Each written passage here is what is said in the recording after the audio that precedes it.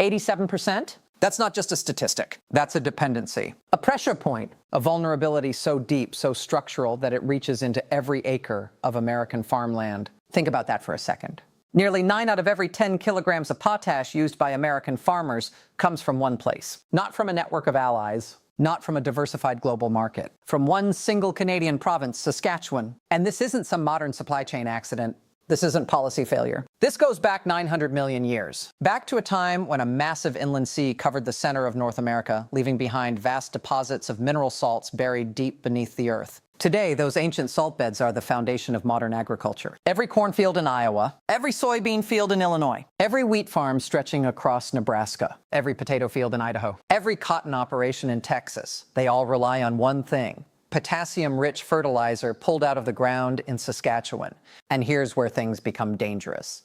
Because this isn't just about supply, it's about scale. Saskatchewan doesn't just produce potash, it dominates it. The mines there aren't small operations. They are industrial giants running at a level of efficiency, volume, and cost advantage that no other region on Earth can match. The United States, it has reserves. On paper, it looks like there's potential. New Mexico, Utah, North Dakota, Arizona, Michigan. But in reality, none of it comes close. Not in output, not in infrastructure, not in cost. America might have the minerals underground, but it doesn't have the capacity above ground. No rail networks built for massive export. No established processing chains. No scalable operations ready to flip a switch and replace millions of tons overnight. So what does that mean? It means the backbone of American agriculture, its food supply, its exports, its rural economy is tied directly to a foreign source that cannot be quickly replaced. And this isn't new information.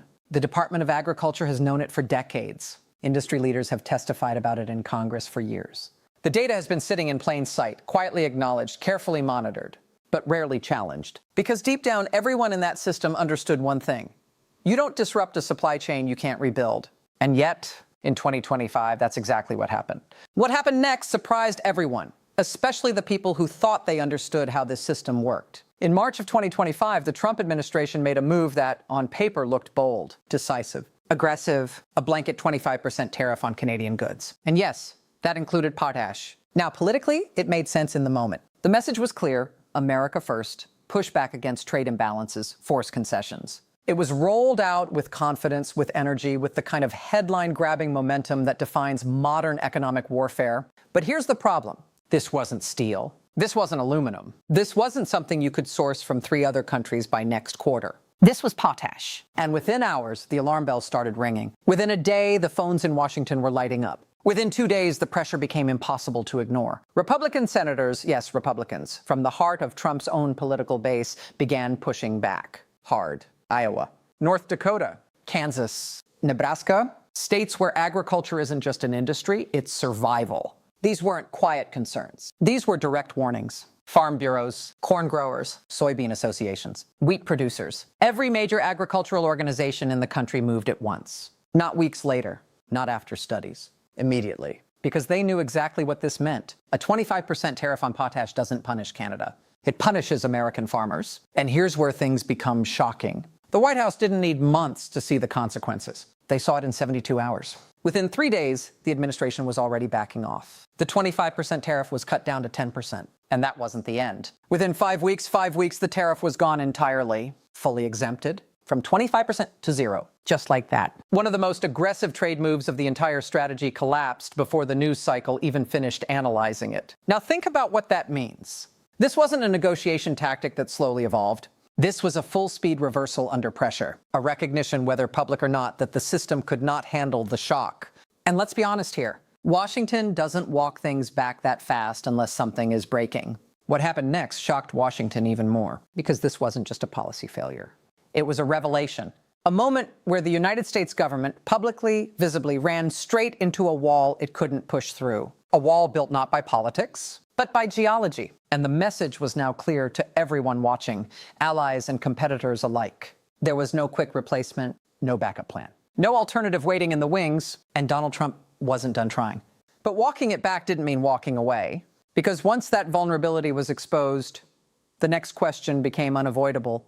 If Canada can't be pressured, can it be replaced? And this is where the strategy shifted, quietly at first, then more aggressively.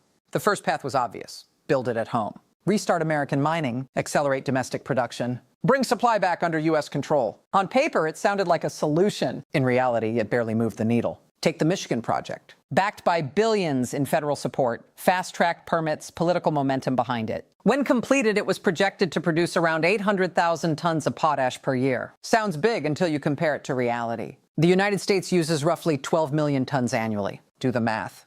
That single flagship project, about 7% of demand, and not next year. Not even the year after that. We're talking late decade, early 2030s at best. And this is where things become brutally clear. Time is the one thing agriculture doesn't have.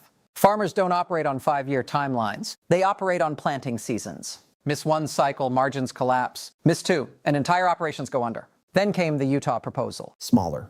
Slower. Around 300,000 tons per year. That's barely a dent. Around 2-3% of national demand. So even if you combine every domestic effort on the table, you're still nowhere near replacing Canada. And that's when Washington looked outward. If you can't produce it, maybe you can import it from somewhere else. Enter Belarus. In late 2025, the administration made a calculated move, lifting sanctions in exchange for political concessions. The logic was simple. Reopen Belarusian exports, inject new supply into the global market, weaken Canada's grip. On paper, strategic. In reality, too late, because Belarus wasn't ready. Years of sanctions had already crippled its export infrastructure. Key shipping routes through Europe were shut down. Ports were offline. Logistics chains had deteriorated. Restarting that system wasn't a switch you flip. Industry estimates were clear. 3 to 5 years just to get back to meaningful export levels. 3 to 5 years. And here's the brutal truth. That timeline doesn't just miss the current crisis. It misses the entire political cycle. It misses elections. It misses negotiations. It misses the moment when the pressure actually matters. So now you have a situation where every path leads to the same conclusion. Domestic supply? Too small, too slow. Foreign alternatives? Too damaged, too delayed.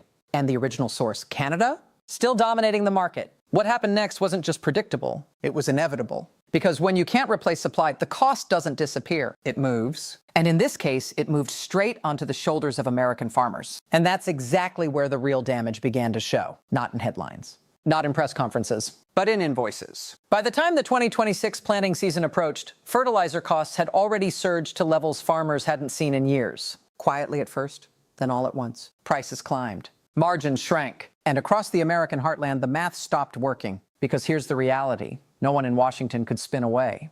When you raise the cost of a critical input that has no substitute, the burden doesn't stay at the top of the chain. It drops hard onto the people at the bottom, the farmers. And this is where things become uncomfortable. Because the same administration that had promised to protect American agriculture now found itself announcing a $12 billion emergency aid package to keep that very system afloat. $12 billion?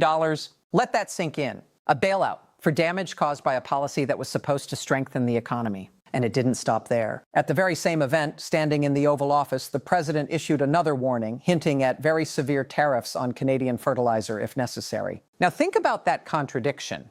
On one hand, you're handing out billions to compensate farmers for rising costs. On the other, you're threatening the exact policy that caused those costs to rise in the first place. And this is where things become shocking, because everyone understood what that meant. Industry experts, trade lawyers, even competitors in the global fertilizer market, they all said the same thing, publicly on record. Tariffs on Canadian potash don't hurt Canada. They hurt American farmers. The cost doesn't stay with the supplier. It flows directly to the buyer. And in this case, the buyer has nowhere else to go. So prices go up and farmers pay, and the numbers backed it up. Input costs rising over 10%, import price indexes climbing sharply. Net farm income projected to drop by tens of billions. Soybean farmers facing consecutive years of losses. This wasn't theoretical anymore. This was real money, real livelihoods, real political consequences. And here's the part that Washington couldn't ignore. Those farmers, they weren't just economic actors. They were voters. They were the backbone of the Republican base across multiple states. The same states that delivered decisive margins in the last election. The same states whose senators suddenly found themselves caught between party loyalty and economic reality.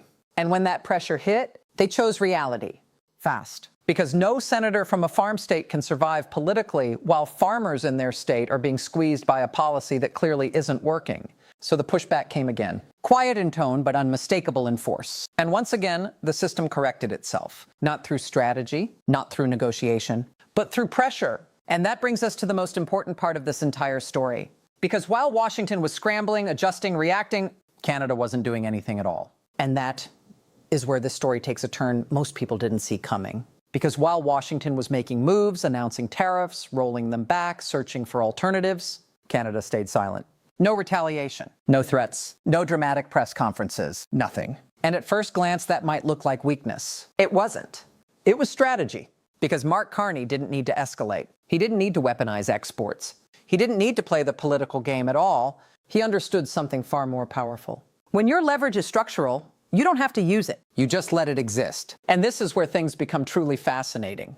Because every key player on the Canadian side, federal government, provincial leadership in Saskatchewan, and the private sector giants like Nutrien aligned around one simple approach. Keep selling. No disruptions. No politicization. No signals of panic. Just steady, uninterrupted flow of potash into the United States at market prices. Why? Because every time Washington tried to interfere with that flow, the consequences exploded internally inside the U.S. Farmers pushed back. Senators pushed back. Markets reacted. Canada didn't need to apply pressure.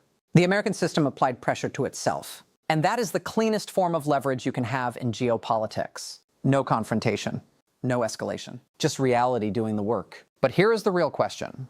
What happens next? Because as we move deeper into 2026, three paths are starting to emerge. The first, the optimistic scenario. Washington quietly accepts the reality. Potash is taken off the table. Future trade negotiations move forward, focusing on other sectors, steel, lumber, dairy, while fertilizer remains untouched. No more shocks. No more sudden reversals. Just a stable, if uncomfortable, acknowledgement that this dependency isn't going away anytime soon. The second, and most likely scenario, the cycle continues. Threats, followed by walkbacks. Strong rhetoric, followed by quiet exemptions. Nothing fundamentally changes, but the pressure never fully disappears. Farmers keep paying higher costs. Politicians keep managing the fallout. And the system keeps balancing itself on the edge. And then there's the third path, the escalation scenario, where frustration builds and Washington decides to go bigger. Not just potash, but a full package of critical minerals.